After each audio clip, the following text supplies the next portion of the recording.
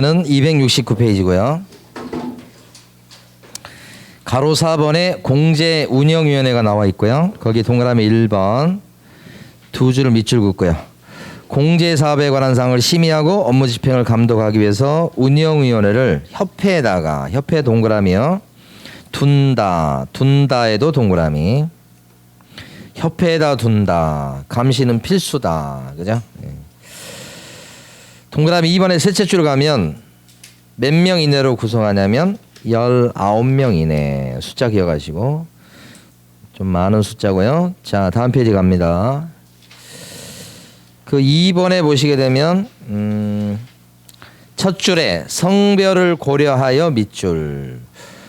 협회 운영위원 구성할 때 성별을 고려한다는 것은 여성을 우대한다는 뜻입니다. 여성을 껴주라는 뜻이에요. 여성분들이 감시에 조금 더 적합하다 이렇게 보는 겁니다. 그래서 가끔 보면 뇌물 받고 이렇게 가는 사람들 보면 다 남자들이 가고 여자들이 가는 경우 잘 못 보잖아요. 약간 조금 그 생레이징, 그러니까 태어날 때부터 좀 그런 것 같아요. 그래서 우리 이제 형사정책 그런 거 책을 보면 남자들이 많이 저지른 범죄가 있고요, 여자들이 많이 저지른 범죄가 있고 뭐 그래요. 그런 걸 연구하는 학자들도 있어. 근데 이제 가만히 보면 이 감시, 이런 뭐 수뢰죄 이런 것들은 여자들은 잘 안 걸리는 것 같더라고요. 그래서 여성분들을 많이 껴주라 이런 뜻이에요. 성별을 고려한다는 게 차별화라는 뜻이 아니고. 그 다음에 박스 안에 보면 동그라미 2번 협회 회장은 당연히 들어갑니다. 회장 자체는 당연히 들어가고, 그 다음에 나머지는 놔두시고 밑에 가시면 3번이 있습니다. 큰 박스 밑에요. 3번 첫 줄 보면 위원회 임기는 몇 년이죠? 2년. 그런데 한 번에 한해서는 또 연임이 됩니다. 그 다음에 둘째 줄이 여기 시험에 나왔는데 중간에 위원 중에 한 명이 돌아가셨어요.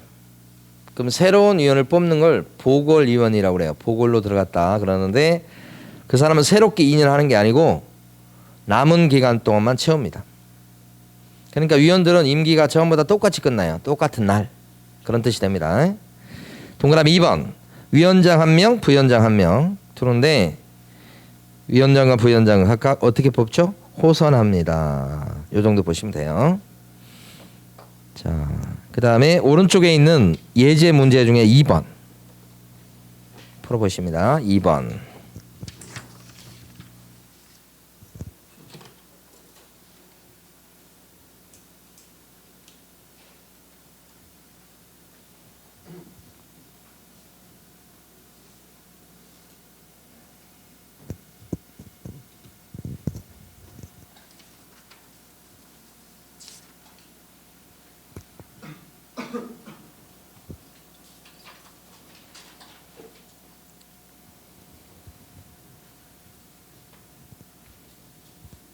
틀린 것은 그랬습니다. 답이 보이는데요. 5번이죠. 6개월 이내가 아니고 뭐요? 3개월 이내. 잘 나오는 부분입니다. 시험에서 그 부분이. 자, 그 다음에 이제 272페이지 가보시게 되면 협회에 대한 지도 감독 얘기가 나옵니다. 지도 감독. 협회의 감독관청은 어디냐? 칠판에 있는 것처럼 누가 협회를 감시합니까? 전체적으로는 국장. 그죠? 그래서 우리 협회 회장님은 국토교통부 장관 하고 같이 논다 생각하시면 돼요. 급이. 그러니까 거의 뭐 장관급은 아닌데 국회의원 정도 급은 돼요. 협회 회장이. 영역이 꽤 큽니다. 자, 그 다음에요. 거기 지도감독에서 밑줄 그을 거 네모 4번에 가로 1번에 동그라미 1번 협회에 대한 지도감독 권한은 국장한테 있다. 자, 다 밑줄 긋습니다. 국토교통부 장관은 협회 동그라미, 지부 동그라미, 지회 동그라미 이렇게. 지부든 지회든 협회 본부든 싹 누가 감시해요? 국장이. 조심할 거. 지부니까 감독 권한이 시도지사한테 있다. 그러면 X. 지회라고 해서 감독을 등록관청이 한다. 그러면 X. 지부든 지회든 싹 감시를 누가 해요? 국장이. 그게 핵심이에요. 지부잖아, 지부. 그래도 감시는 국장. 지부를 설치했을 때 어디 가서 신고를 하죠? 하기는 신고. 시도의사한테 신고하죠. 그래도 만들어진 이후에 이 지분은 여기서 감시해요. 감독은 여기서. 지회도 마찬가지고. 그게 포인트. 근데 사실 제일 시험에 많이 나온 게 뭐냐면 요거예요. 협회에서 총회에서 뭐라고 의결했죠. 그럼 총회에서 의결한 내용은 지체 없이 국장에게 보고하도록 되어 있습니다. 이게 언제까지 보고냐? 지체 없이. 여기를 시험에서 제일 많이 내요. 이 내용이 우리 교재에는 거기 나와 있지는 않고 앞쪽에 있었어요. 아까 보니까. 어디 보시냐면 263페이지. 중간 정도에 보면 가로 2번에 동그라미 2번이 있죠. 큰 별표. 총회의 의결 보고 의무라고 된 거 있죠. 옆에는 총회에서 의결한 내용을 지체 없이 국토교통부 장관한테 보고해야 되겠다. 요거예요. 예를 들어서 총회에서 자 땡땡 정권 아웃 뭐 이런 거. 중개업소 사무실 앞에 보면 이런 거 붙어 있는 거 혹시 보셨어요? 부동산 정책을 실패한 문땡땡 정권 아웃 이거 보셨어요? 안 보셨어요? 이런 거 있는데 전국적으로 모든 협회가 다 똑같지는 않은 거예요. 저희 동네는 있는데 이게 부동산 사무실 앞에 막 이렇게 스티커 붙여놨어요. 혹시 이렇게 의결했어. 그러면 누구한테 보고해야 돼? 국장한테. 국장이 뭐예요? 화나겠죠? 이거 화난 표시예요 지금. 예. 자, 지체 없이란 말을 꼭 기억해 두시고 넘어갑니다. 이제 다음 장으로 갑니다. 보칙인데요. 8장. 예. 보칙은 시험 문제가 한 문제 나오는데 여기 보시면 보칙 중에서 제가 볼 때는 포상금이 올해도 나왔죠. 32회 때도 나왔고 바뀐 거여서 그래요. 이때 나왔고 제가 볼 때는 33회 때도 나오지 않겠는가. 포상금이 제일 중요. 그 다음에 교란행위라고 있어요. 교란행위. 요것도 나올 거라고 봐요. 한 문제인데 요 교란행위는 여러 군데 걸쳐 있어요. 그래서 이건 필수적으로 나올 거다. 예. 자, 여러분 교재에서는 어디를 딱 보시냐면 280페이지입니다. 포상금하고 교란행위를 지금 볼 거예요. 지금부터. 자, 먼저 포상금. 포상금이 걸려 있는 사람, 포상금이 현상금하고 똑같이 생각하시면 돼. 국민들이 여기 있는 요 사람을 갖다가 관청에다가 신고 고발하면 그거 조사해 가지고 포상금을 50만 원 주는 거예요. 50만 원. 그러니까 이제 돈이 될 수 있지. 근데 국민의 참여를 유도할 리가. 요게 이제 다른 말로 파파라치 제도인데 대표적으로 파파라치 제도가 아주 우리한테 아주 유명했던 게 뭐냐면 교통법규 위반자. 막 불법 유턴하고 그러면 막 이렇게 사진 찍어서 갖다 주면 얼마씩 받아갖고 직업이 그거인 사람이 있었잖아요. 그게 포상금 제도예요, 그게. 그래서 포상금이 걸려있는 사람이 이렇게 5가지 부류예요. 우리 교재에 박스가 중간에 있죠? 별표 치시고 33회라고 써놓으세요. 그냥 33회. 33회 올해 문제. 32회도 써두시고 32회 나왔고 올해 또 나온 거예요. 또 나올 거예요. 참 나온 건 아니고 32회 33회 이렇게 적으시면 돼.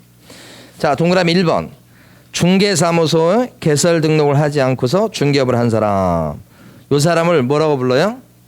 무등록 중개업자라고 불러요. 무등록 중개업자. 무등록 중개업자가 곳곳에 있어요. 무등록 중개업자.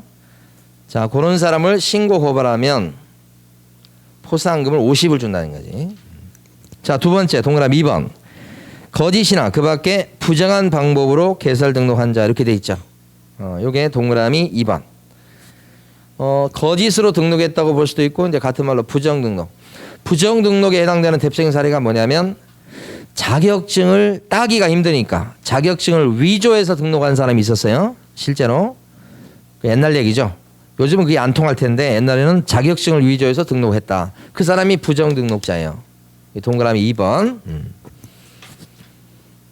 뭐 그 사람 얘기 들어보면 위조가 제일 쉬웠어요. 뭐 이렇게 얘기하는 사람이야. 근데 실제 위조법 중에서 집회 위조 같은 건 되게 힘들잖아요. 그거. 근데 위조가 여러 가지가 있지만 이런 자격증 위조가 제일 쉽대요. 그런 게. 졸업증명서 위조 이런 게 제일 쉽다는 거예요. 응? 자, 그 다음에요. 동그라미 3번 보시면 중개사무소 등록증 또는 공인중개사 자격증을 다른 사람에게 양도되어 하거나 다른 사람으로부터 양수되어 받은 자 이렇게 돼 있으니까 이게 뭐냐면 증을 말이에요. 증을 빌려준 사람, 빌려받은 사람 싹 포상금 50만 원이 걸려 있어요. 요 동그라미 3번을 앞으로 우리는 암기할 때 양자를 따서 암기할까요? 양자가 뭔데요? 양도되어. 뭐 빌려준 거요. 이거 양도대가 빌려준 거.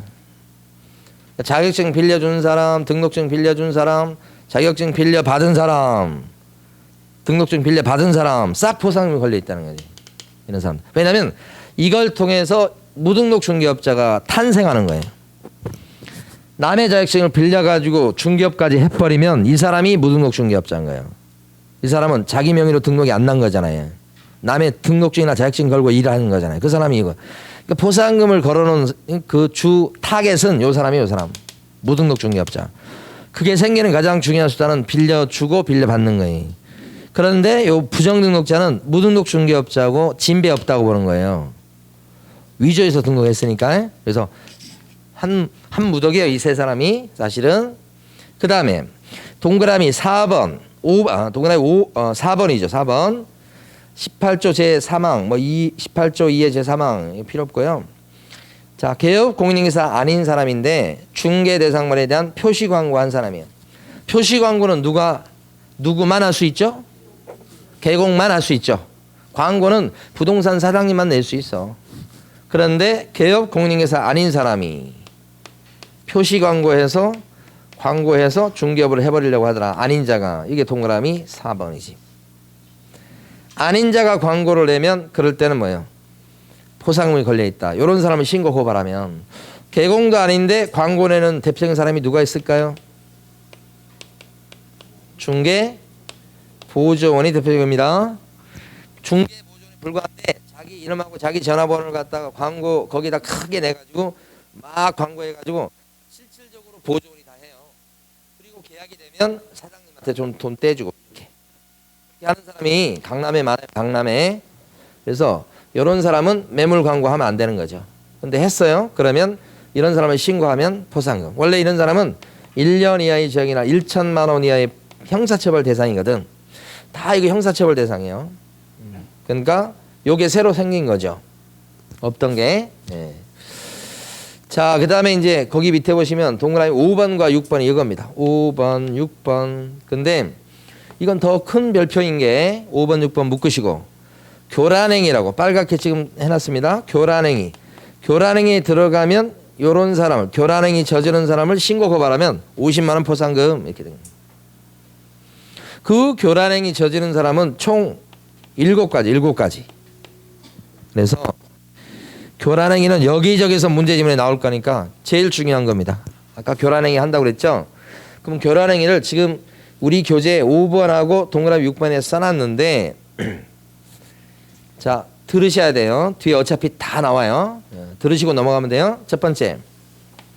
자, 똑같은 말씀 드릴까요? 9억의 시세인데 계약서는 10억으로 허위로 써가지고 실거래가 사이트에 10억으로 올려가지고 10억으로 거래되게끔 만든 거. 이게 뭐예요? 시세 조종 또는 시세 조작. 부동산 사장님이 그렇게 하는 거 얘기하는 거예요. 여기 하나. 제가 시험 볼 때까지 한 200번, 300번은 얘기할 거예요. 이거. 그러니까 들으시면 돼. 자, 두 번째. 단체가 담합을 한 거예요. 단체는 개업 공인중개사의 단체예요. 그러니까 부동산 사장님들이 모여서 담합을 해요. 두 가지인데 하나는 특정 물건은 우리 중개해주지 말자는 거예요. 특히 갑질하는 건물주의 물건 우리 중개하지 말자. 우리가 중개 안 해주면 자기가 어떻게 원룸 세를 놓냐 이렇게 되는 거예요.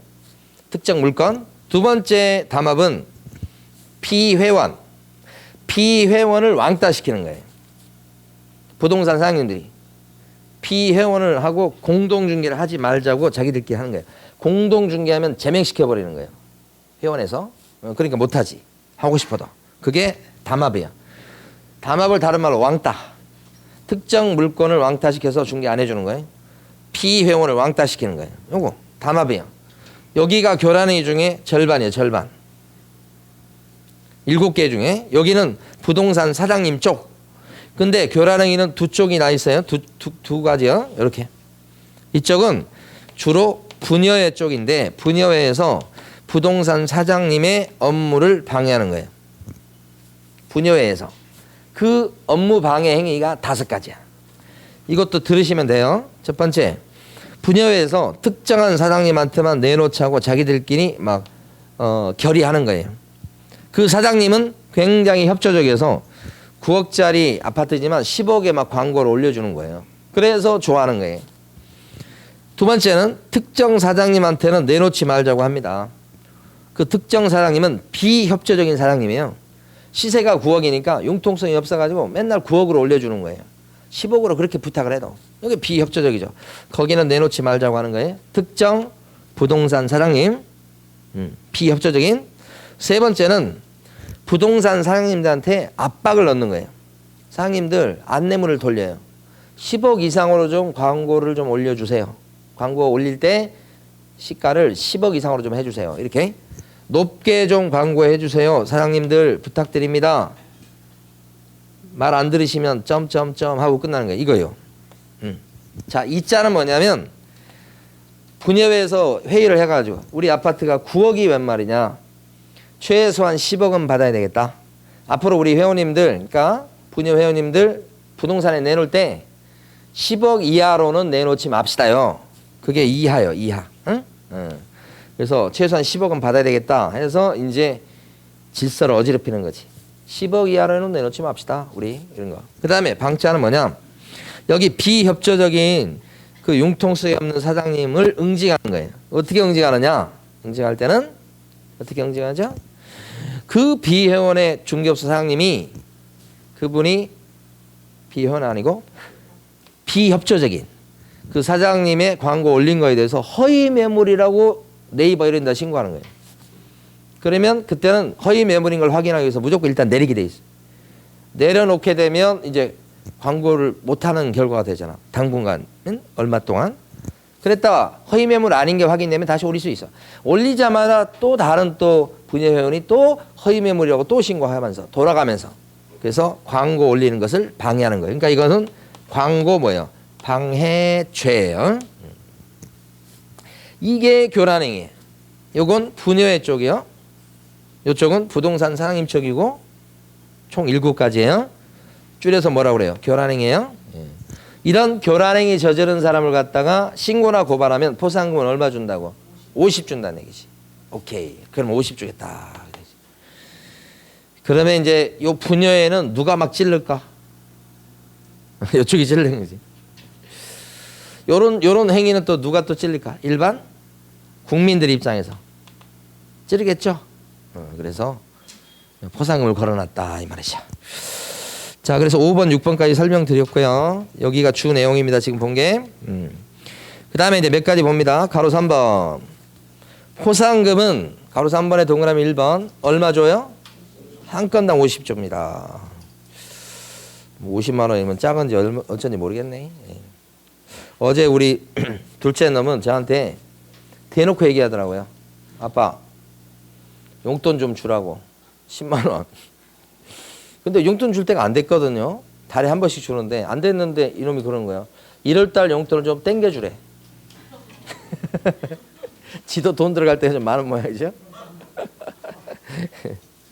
연말 연시에 좀 많겠죠. 자, 한 건당 50만 원입니다. 포상금은. 그 다음에 동그라미 2번에 보면 이게 포상금은 누가 주냐면 등록관청이 줍니다. 노원구청 여기서 줘. 돈이 없죠. 그런데 그래서 거기 동그라미 2번 첫째 줄부터 셋째 줄까지 밑줄 긋습니다. 나라에서 돈을 좀 보조하고 보태주는 제도가 있다 이런 얘기지. 그래서 둘째 줄 끝에 가시면 국고에서 보조할 수 있는 비율은 100분의 얼마요? 50 이내로 한다 이렇게. 동그라미 2번은 첫 줄부터 셋째 줄까지 밑줄입니다. 그런데 여러분들은 50이라는 숫자를 기억하세요. 포상금은 한 건당 50만 원이고요. 50%까지 보조할 수 있다고 돼 있다고. 50%까지. 100분의 50 이내랑 50%까지는 같은 말이에요. 그러니까 국고 보조를 전부 할 수는 없어요. 50%까지만 할 수 있어요. 그러니까 포상금은 50이라는 숫자하고 많이 관련됐다고 생각하시면 돼요. 한 건당 50, 50%까지 보조. 이렇게 하면 끝. 자, 그런데 언제 주느냐? 그것이 이제 문제지. 여기가 좀 여러분들이 이해하기가 좀 어려울 수 있어요. 왜냐하면 이게 형사 절차와 관련돼 있어서 여러분들 이해하는 것은 좀 쉽지 않죠. 일단 여기만 딱 넘어가면 이제 넘어가는 거 고비를 보니까 자 여기 보면 아까 그 저기 포상금 걸린 사람 암기는 안 했습니다만 아까 5가지 있었습니다. 예. 그런 사람을 신고 고발하면 그죠? 등록관청에다가 신고 구청 가서 아니면 노원 경찰서 가서 고발 그죠? 요것도 있는데 요거 놔두시고 이렇게 해서 신고 고발하면 검사가 수사를 해가지고 죄를 인정을 하면 검사가 죄가 인정된다고 판단하면 둘 중에 하나를 합니다. 하나는 기소라고 해서 재판으로 넘기는 겁니다. 기소. 줄임말이 기소고 공소제기라고 합니다. 정식 명칭은 공소제기해서 판사 앞으로 끌고 갑니다. 재판으로 넘기는 거예요. 재판 가면 판사가 앉아 있습니다. 그 판사가 딱 봐서 죄가 있다고 인정이 되면 유죄 판결을 때려요. 징역 3년 이런 식으로. 죄가 없다고 인정이 되면 무죄 판결. 이렇게. 판사가 하는 거예요. 그래서 가만히 보면 판사는 굉장히 소극적입니다. 저기 합격하고 나면 거의 뭐 50등 이내 좀 성적 좋은 사람들이 가는 게 판사예요.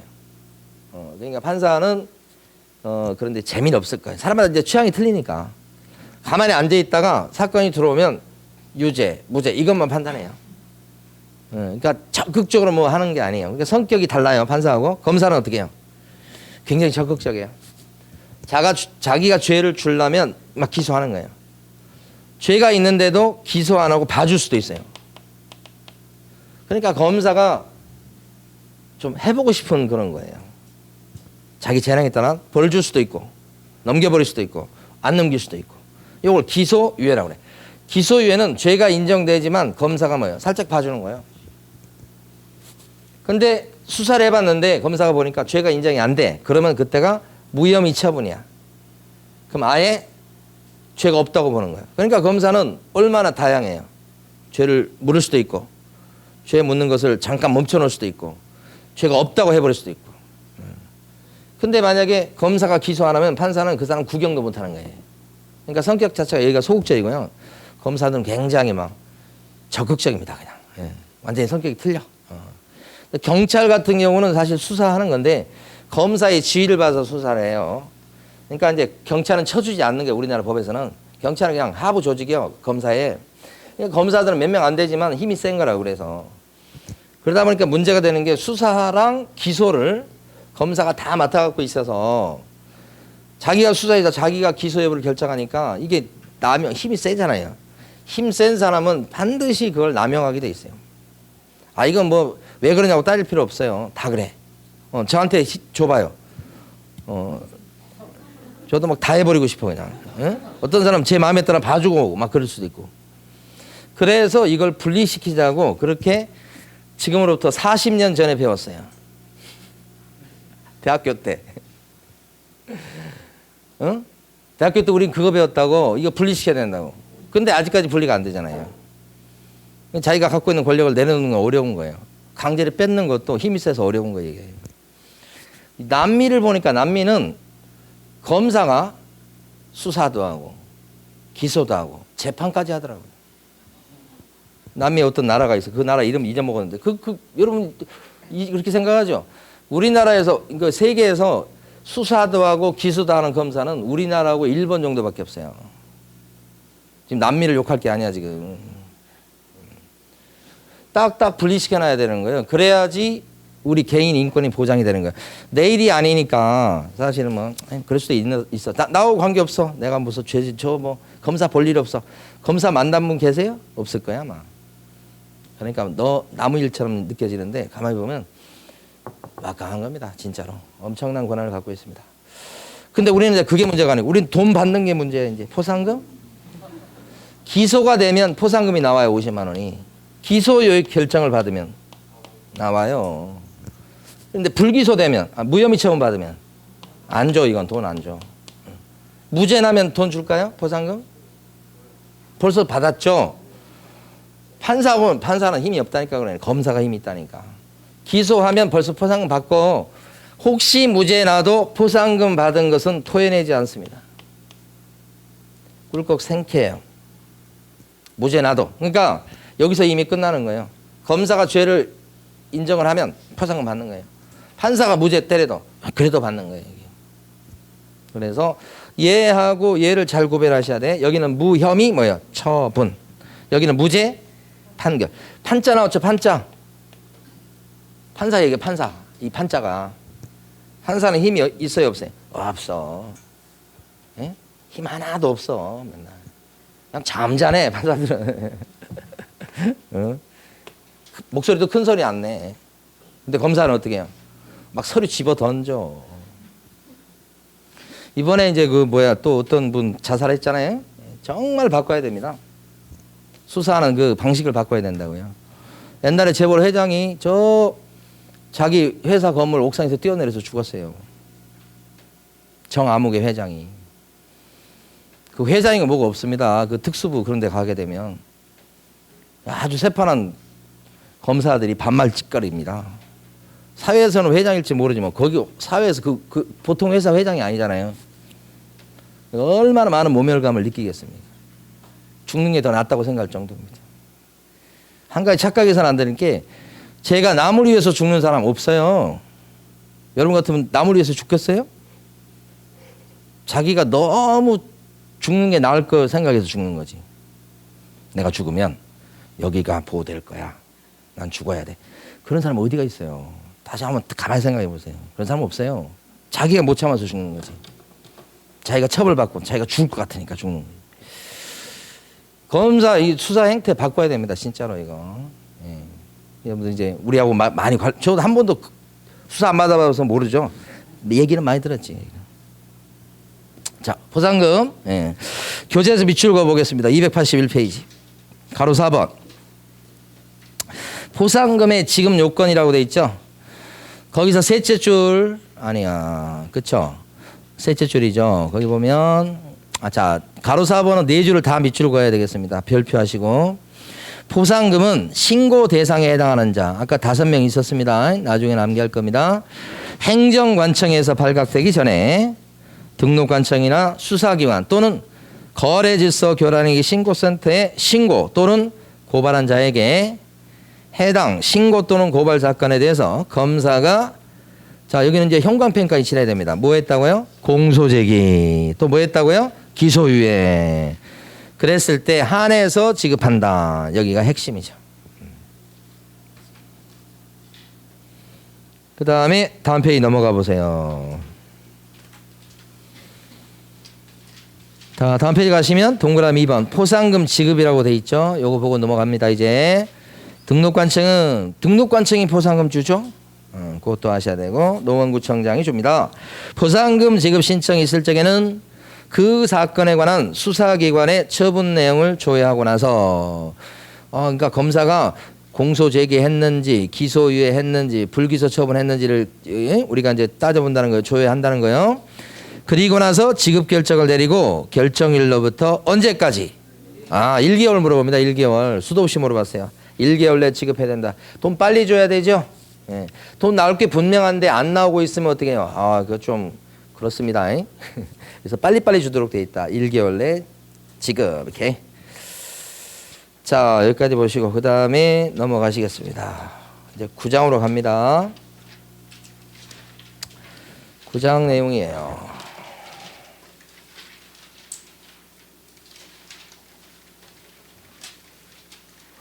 처음에 보셨던 요 행정처분.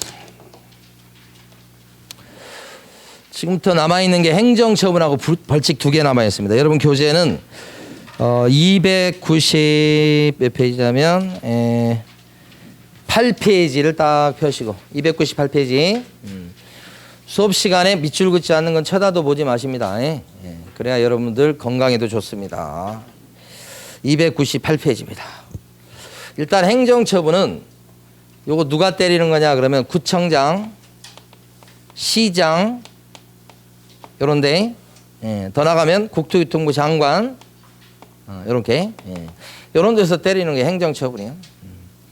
행정처분 때리는 게 원래 5개가 있어요. 그 중에 우리가 이번에 볼 게 한 4개 정도를 볼 거예요. 근데 우리가 이번에 공부했던 내용 위주로 볼 겁니다. 공부하는 거 좀 빼고 넘어갈까요? 네, 자, 제일 처음에 나오는 벌이 뭐냐면 자격 취소입니다. 자격 취소는 자격을 박탈하는 거예요. 그래서 자격 취소 사유가 4개밖에 없어요. 나중에 암기할 거고. 자, 지금은 이제 그것까지는 아니고 교재 보시면 298페이지 위에 박스 보십니다. 자, 자격 박탈당하는 사유 4개를 하나씩 봐봐요. 첫 번째 기억관. 부정한 방법으로 자격을 취득한 경우. 그죠? 이게 부정 취득이야. 이 부정한 방법으로 자격증을 취득했다. 지금 298페이지 오신 거 맞죠? 그 위에 박스, 첫 번째 박스, 네모난 박스 보고 있는 겁니다. 예? 부정한 취득 뭘까요, 그게? 부정 취득이 뭐예요? 부정한 취득은? 대리시험. 뭐 그럴 수 있지. 쌍둥이 같은 경우 어떻게 알아내는가 모르겠어요. 저는 대리시험 하니까 생각나는데. 우리 이제 옛날 합격한 수강생 중에 일란성 쌍둥이가 있었어. 근데 동생인데 형을 봤거든요. 형은 사진 작가고 뭐 이렇대. 봤는데 구별 못 하겠어요. 똑같아. 시험관이라고 구별할까? 못 할 것 같은데. 자, 대리시험 맞아요. 근데 이제 요 조문이 생기게 된 이유는 뭐 때문에 생겼냐면 인쇄소에서 시험 문제 인쇄를 한 일주일 전에 해요. 다 결정되고 나서 일주일 전에 인쇄해서 이제 배부를 하는데 인쇄소에서 시험지를 그 인쇄소 일하는 사람이 빼돌려가지고 팔아먹은 케이스가 있었어요. 시험지가 사전에 유출된 거지. 그래서 이제 돈 얼마 받고 팔았겠죠? 근데 그 돈 주고 산 사람은 어떻게 해요? 다시 또 팔았겠죠? 이거 시험 문제라고. 돈 받고 팔았겠죠 또? 본전 생각나니까. 그 산 사람은 또 어떻게 해? 또 팔아먹었겠죠? 계속 그렇게 일주일 사이에 팔아먹었을 거 아니에요. 그랬는데 그 중에 다 합격하고 다 입을 굳게 다물고 있으면 문제가 안 생겼겠죠. 그 중에 이제 떨어진 사람이 있을까 없을까? 있지. 떨어진 사람은 그 돈 주고 산 건데 그 돈 받은 사람한테 가서 돈 내놔라 했겠지. 떨어졌으니까. 그럼 돈 받아먹은 사람 뭐라 그래? 아니 너가 잘못해서 떨어진 거지. 내가 돈을 돌려줘야 돼. 이렇게 둘이 싸운 거예요. 근데 그게 이제 문제가 돼가지고 경찰관이 알게 된 거예요. 경찰서가. 둘이 왜 싸워요? 그러니까 이놈이 이렇게 된 거예요. 지금. 둘이 지금 어떻게 된 거냐면 지금 잡혀갈지도 모르고 그렇게 된 거예요. 그래서 들통이 난 거예요. 그래서 그냥 그 시험지가 인쇄소에서 나왔다는 것 자체가 이제 들통이 난 거지. 신문에 아마 제 알기로는 안 났을 거예요. 아마. 응? 묻히고 넘어갔어요. 근데 그게 만약에 오픈되고 그러면 난리가 나잖아요. 조용히 넘어갑니다. 그런 건 또 어떻게 알고. 그랬는데 이제 조치를 취했는데 나중에 보니까 거기 있는 사람들 다 자격증 일단 나온 상태야. 그래서 나중에 자격을 박탈했죠. 그러면 이 조문을 만들었어요. 그때. 부정한 방법으로 자격증을 딴 사람은 자격 취소 나와. 이렇게 해서 자격을 박탈한 게 이 동그라미 기억번이에요. 기억번. 자, 니은번 갑니다. 니은번은 다른 사람에게 자기 성명을 사용하여 중개 업무를 하게 하거나 자격증을 양도 또는 대여했다. 이거 빌려준 거예요. 자격증 빌려준 거. 그 자격증 빌려준 사람은 자격 박탈이에요. 박탈. 빌려주면 안 되겠다. 이거 2번이고. 자, 세 번째요. 자격정지를 받고 그 자격정지 기간 중에 중개 업무를 행한 경우 이렇게 돼 있죠. 이게 동그라미 디귿반. 이 자격정지는 누가 얻어맞는 거냐면 이거 좀 이해를 하셔야 돼요. 자격증이 있는 사람 중에서 다른 사람 사무실에 취직해가지고 일하는 사람이 있어요. 취직해서 일하는 사람. 뭐라고 불러요? 그 사람을? 소공이라고 그러죠. 자격증 딴 사람은 딴 사람은 길이 세 갈래 길이에요. 자격증 따서 창업한 사람이 있어. 개공이지. 자격증을 따서 취직한 사람이 있어. 소공이고. 자격증 따서 안 써먹는 사람이 있어. 그러면 자격증 소유자 중에서 안 써먹는 사람은 뭐 안 써먹으니까 문제가 안 되고 창업한 사람 같은 경우 법을 어기잖아요. 그러면 이 창업한 개공은 업무 정지나 등록 취소로 다스려요. 법을 어기면. 부동산 사장님은. 그런데 취직해서 일하는 사람은 업무 정지나 등록 취소가 안 되는 게 등록이 안 돼 있잖아. 소공은. 그래서 소공이 법을 어기면 그때 이제 때리는 제재가 뭐냐? 자격 정지예요. 그러니까 자격 정지는 누가 얻어맞는 거냐? 유일하게 소공, 취직한 소공이 받는 거예요. 언제? 법을 위반했을 때. 그 법 위반 행위는 좀 있다. 한 6개 볼 거예요. 이렇게 자격 정지를 받고도 중개 업무를 했어. 원래 자격 정지 받으면 어떻게 해? 일하면 안 돼. 근데 자격 정지 받고 일을 했어. 그건 뭐예요? 자격 정지 명령을 어긴 거야. 그럼 어떻게 해야 돼 이제? 취소로 가는 거야. 취소. 또다시 자격 정지를 때려봤자 소용없잖아요. 말도 안 듣는데. 우리 학교 다닐 때 보면 이 정학이라는 게 있어. 학교 못 나오게 하는 정학. 패싸움을 해가지고 외부에서. 그래서 경찰서에서 이렇게 해서 연락 와가지고 정학 처분을 받은 거예요. 반성 못 쓰고 그냥. 뭐 정학 이렇게. 한 달 정학 이렇게 됐는데 이 정학 받은 그 기간 동안에 또 패싸움 한 거예요. 또. 그럼 어떻게 이제 그 다음에는? 퇴학이지. 응? 그러니까 자격 정지 기간 중에 중개 업무를 봤어. 중개 업무를 하면 안 되는데. 그럼 뭐예요 이제? 취소지 이제 자격 취소. 응? 그게 동그라미 디귿번이야. 자, 리 1번. 이 법을 위반해서 징역형에 선고받았다고 돼 있죠. 징역. 근데 이 법은 무슨 법이에요? 공인중개사법. 제가 가르치는 과목. 이 중개사법에 걸려들어서 징역살이 한 거야. 그러면 자격박탈이야. 그러니까 자 중개사법의 그 위반행위 중에서 초과보수 있죠. 초과보수. 복비 많이 받은 거. 이 초과보수는 1년 이하의 징역이나 1천만 원의 벌금이에요. 걸리면. 그러니까 어떤 부동산님이 초과보수 받는 바람에 벌금을 500을 받았다고 해봐요. 그러면 자격 취소가 돼요 안 돼요? 벌금 500 받으면. 중개사법 위반이긴 한데 징역이 아니고 뭐예요 지금? 벌금. 벌금 받아서는 자격증 끄떡없어. 지금 큰 잘못한 건 맞지만 자격까지 자르는 사유는 아닌 거지. 그렇죠? 그러니까 중개사법 걸려들고 징역살이 해야 되니까. 만약에 어떤 사람이 막 폭행죄 뭐 이런 것 때문에 형법에 걸려서 징역을 갖다가 이제 한 1년 선고받았다고 해봐. 형법 위반으로 징역 1년.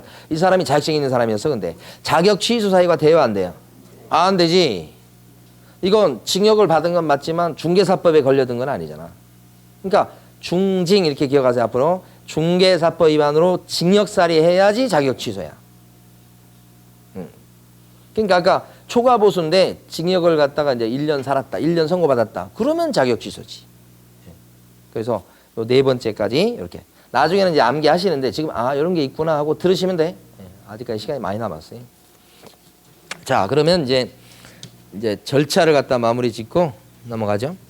이 네 가지 사유에 들어가면 자격 박탈인데요. 자격 취소를 누가 하느냐? 원래 처음에 시험 봐서 합격하면 공인중개사가 되죠. 자격증 누가 줘요? 시도의사가 주지. 자격증 시도의사가 주는 거잖아요.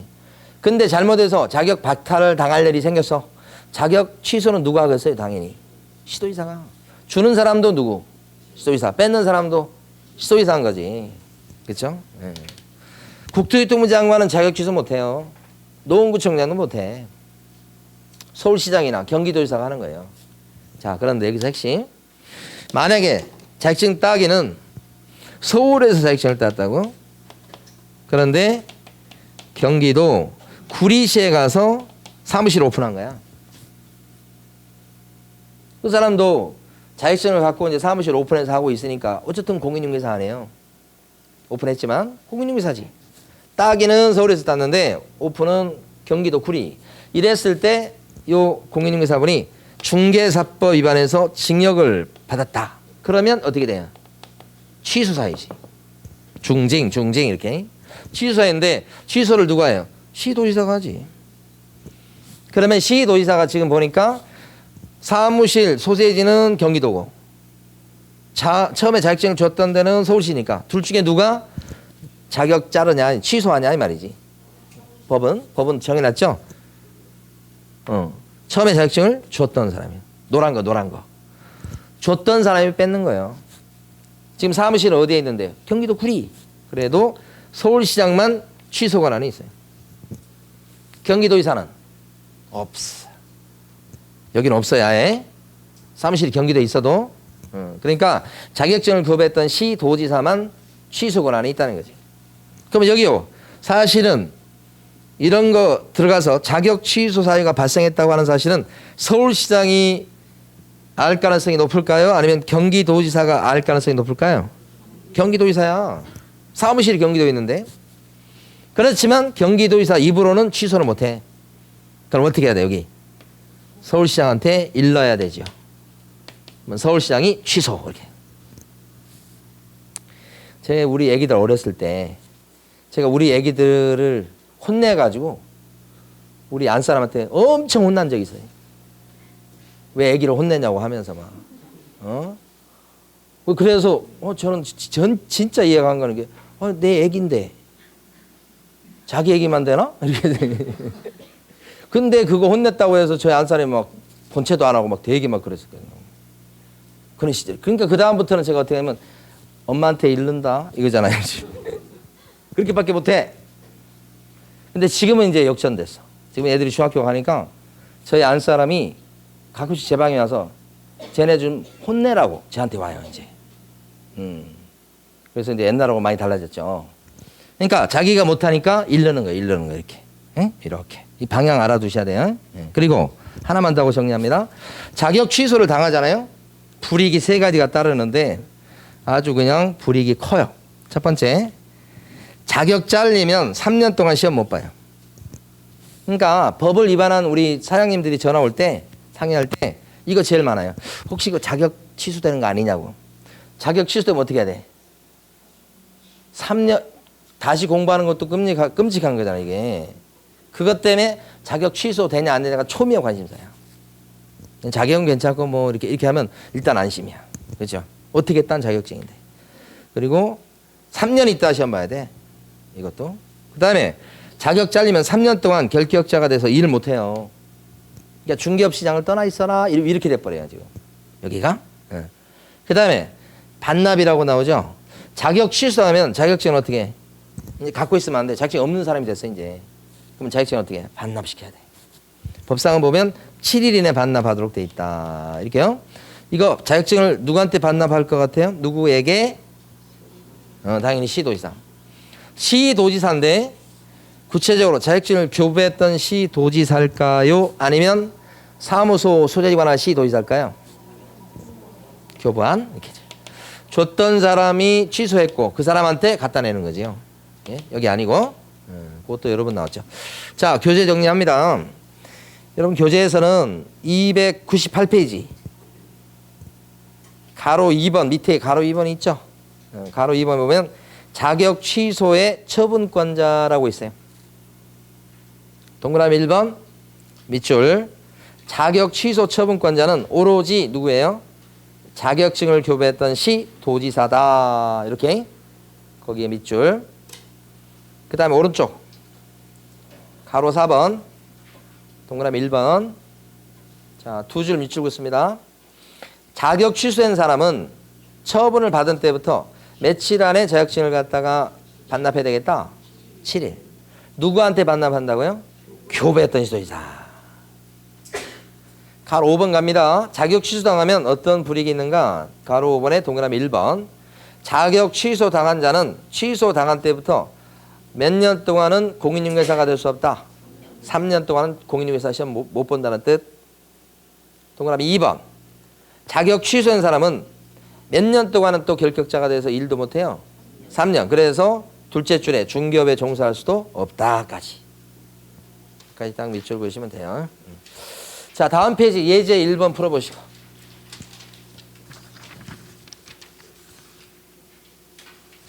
다음 페이지 예제 1번요.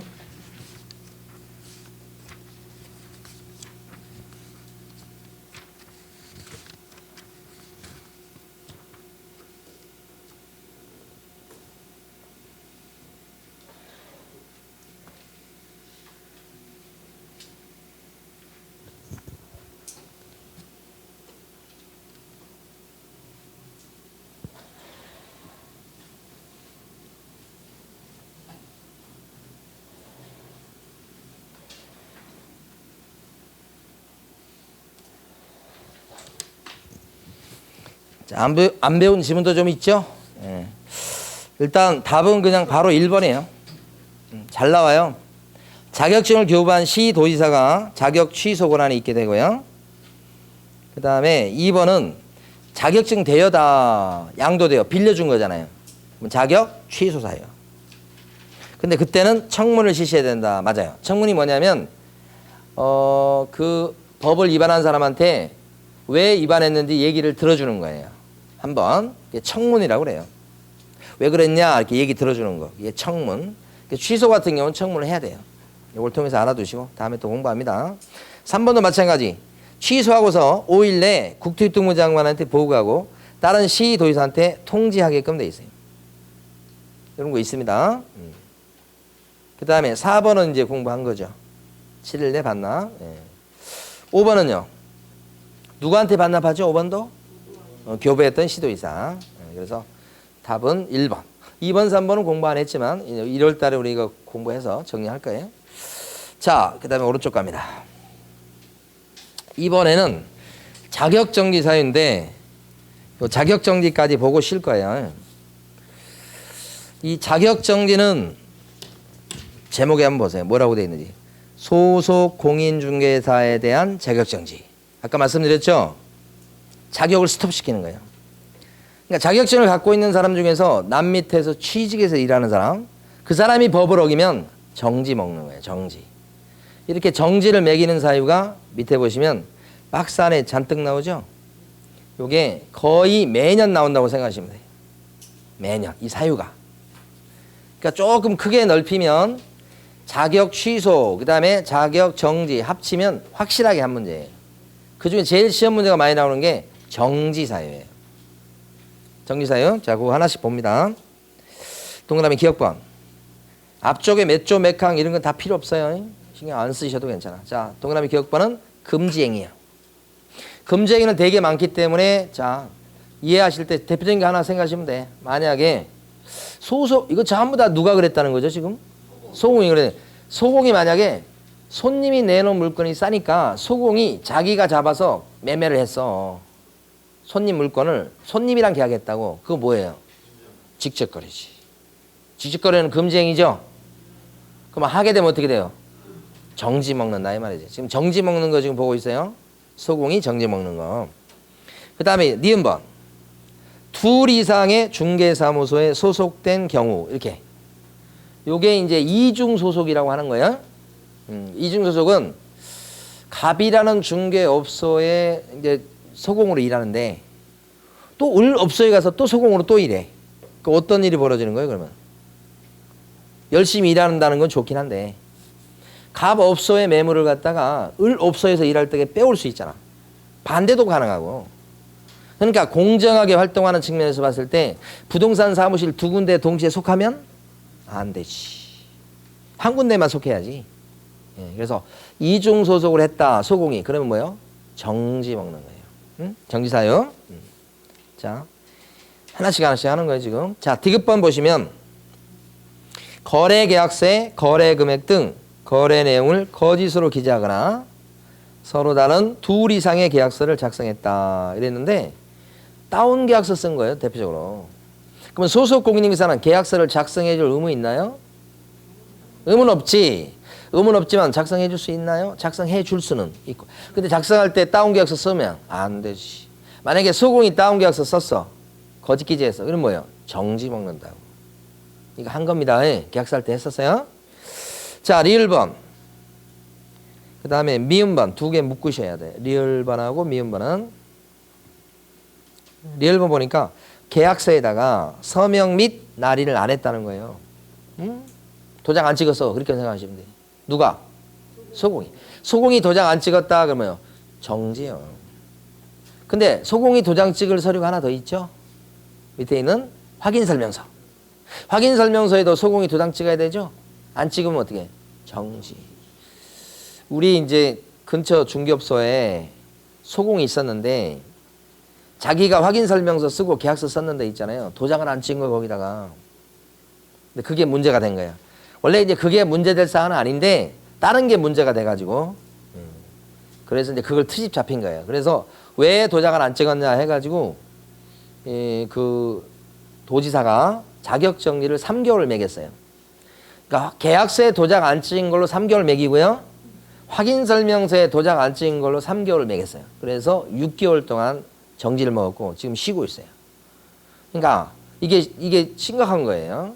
정지라고 하는 것은 그동안 뭐 밥줄이 끊기는 거예요. 일을 못 하잖아요, 지금. 그래서 이거 약하다고 생각하시면 안 됩니다. 센 겁니다. 그 다음에 비읍번.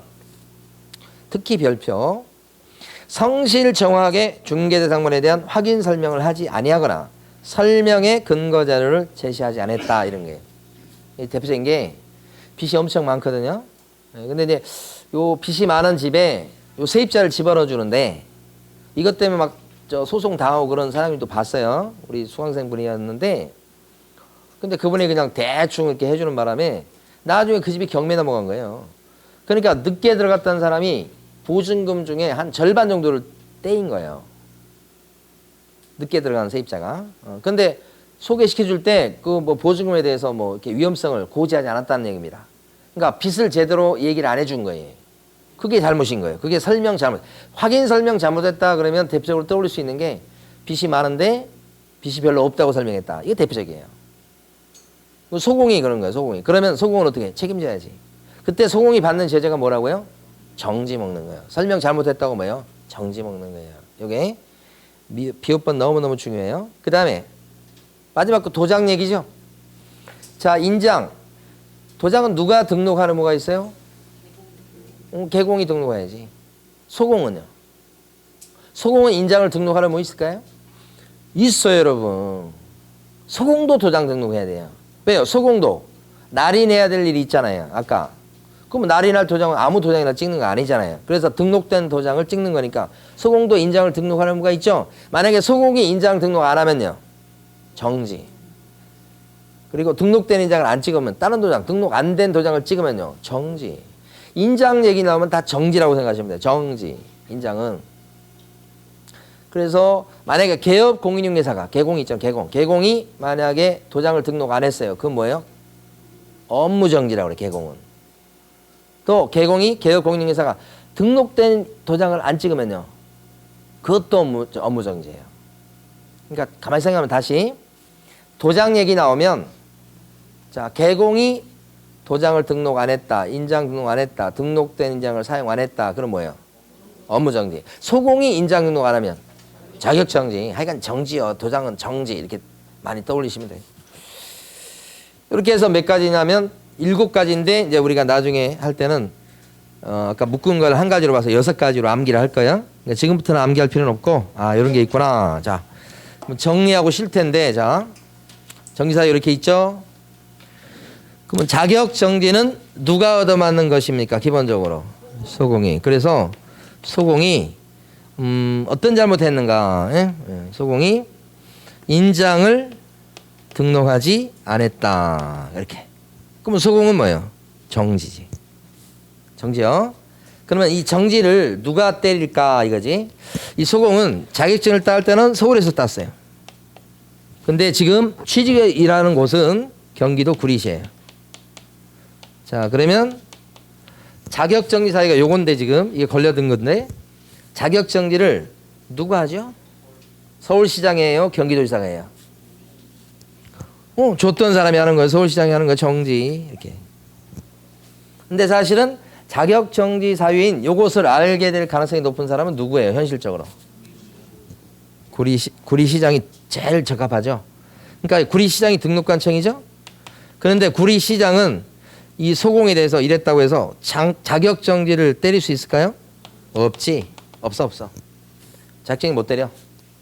이거 여러 번 나온 거예요. 등록관청 권한이 없고 그러면 일러야 됩니다. 뭐 자기가 못하니까 일러야지. 누구한테? 시, 도지사한테. 지체 없이 통보하시오 그랬어요. 그러면 요 시, 도지사는 서울시장일까요? 경기도지사일까요? 자, 구리시장이 서울시장한테 일른다, 보고한다. 참 보기 좋네요.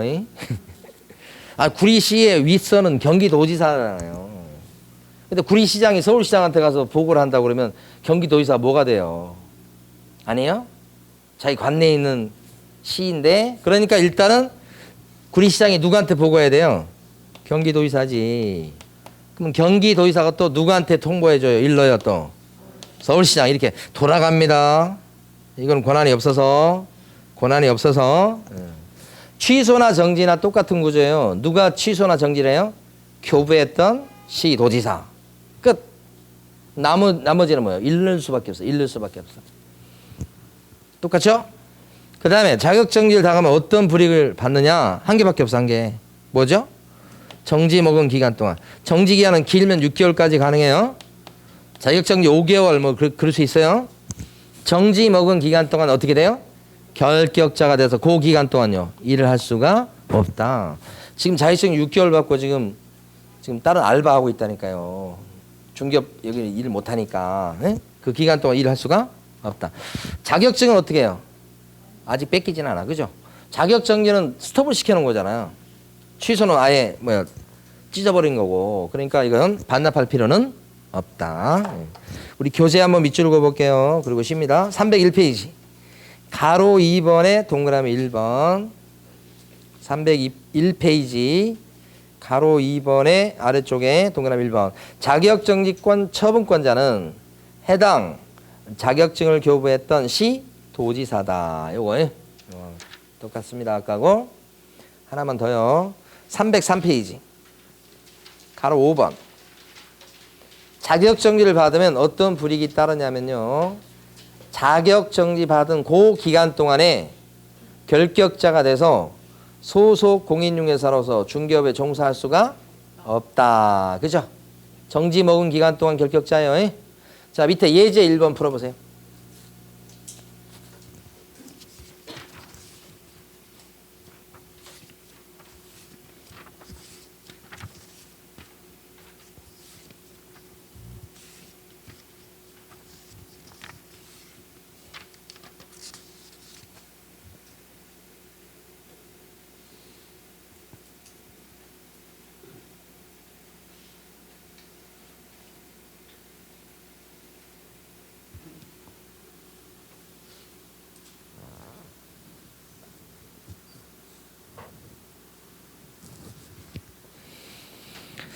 자, 자격정지 사유가 거의 매년 나와요. 1번은 하나의 거래에 대해서 서로 다른 둘 이상의 계약서를 작성했다. 요게 이중계약서가 되면서 거짓기재의 일종이에요. 그러니까 정지 먹는 사유죠, 이것도. 그 다음에 2번은 전속중개계약서에 의하지 않고 전속중개계약을 체결했다. 원래 전속중개계약 말로 못하죠. 서면으로 해야 되고, 서면은요 반드시 법정서식을 써야 됩니다. 안 쓰면 이제 뭐 제재를 받죠. 근데 이건 전속중개계약서를 써야 될 의무가 있는 사람은 개공이죠, 개공. 소공은 이런 의무 없어요. 그래서 2번이 정답. 3번은요 정확하게 설명을 안 했다는 거죠. 아까 별표까지 친 거였죠, 이거. 정지 먹는 사유. 자, 네 번째. 거짓으로 기재했다. 이 4번은 동그라미 1번하고 같은 맥락이에요. 거짓기재. 동그라미 4번과 동그라미 1번은 같은 조문에 있어요. 5번은요. 둘 이상의 중개사무소에 소속돼 있다는 거지. 이중 소속이죠. 정지 사유죠. 자, 쉬겠습니다.